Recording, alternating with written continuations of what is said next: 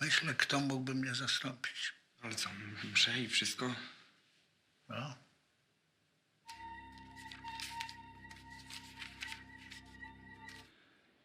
Ja tu nie przyszedłem klepać formułek.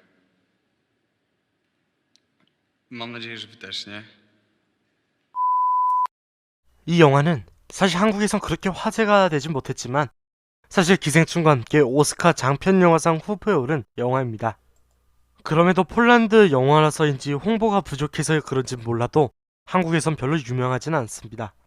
암튼 이 영화의 제목인 문신을 한 신부님은 한국에 맞춰서 바꾼 제목이고 원래는 코프스 크리스티, 우리말로는 그리스트의 몸이라고 생각하시면 좋을 것 같은데 솔직히 문신을 한 신부님이 제목으로는 더욱 어울리는 것 같습니다.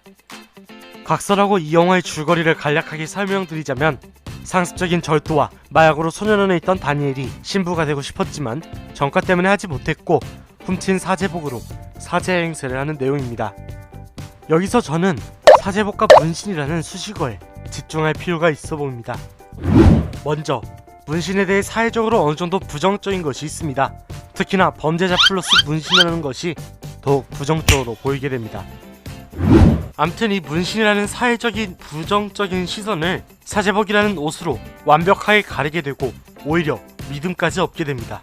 극속 다니엘은 이 점 때문에 사제가 되고 싶어 했던 것 같습니다.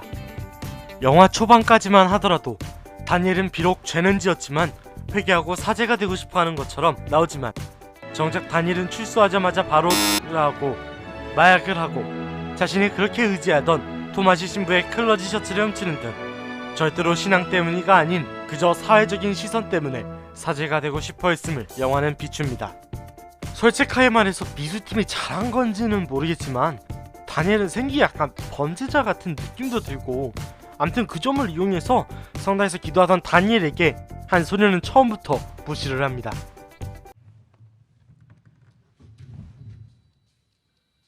To była ostatnia msza? Tak.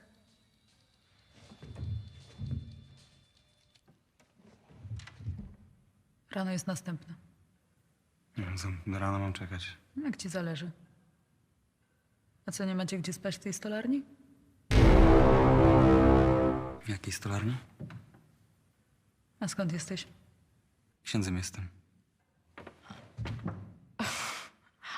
A ja zakonnicą.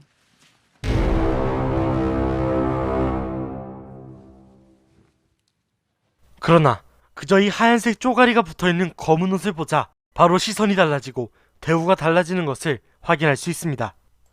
영화 안에서 감독은 은근히 다니엘이 미화되는 것을 방지하기 위해 중간중간 다니엘의 실체를 보여주는데 다니엘은 사제복을 입고 사제 행세를 시작하고 나서도 본당 헌금을 조금 훔치거나 마약을 하거나 를 하는 등 절대로 사제가 되고 싶은 이유가 신앙심 때문은 아님을 보여줍니다. 즉 그저 사제복에 탈을 쓴 사람일 뿐이라는 것을 강조하죠. 영화는 가장 자신의 문신을 가릴 수 있는 사제복으로서 사제복이 아니더라도 사회적 인식이라는 방패 안에서 더러운 짓을 일삼는 사람들을 언급하는 것은 아닌가 하는 생각이 듭니다. 의사든 판사든 검사든 국회의원이든 재벌이든 변호사든 수많은 사회적 인식들 속에서 방패를 이용해 자신의 잘못을 뉘우치거나 하지 않는 등 그런 사람들이 세상에 많이 사라져지길 바랍니다. 지금까지 최동현이었습니다. 감사합니다.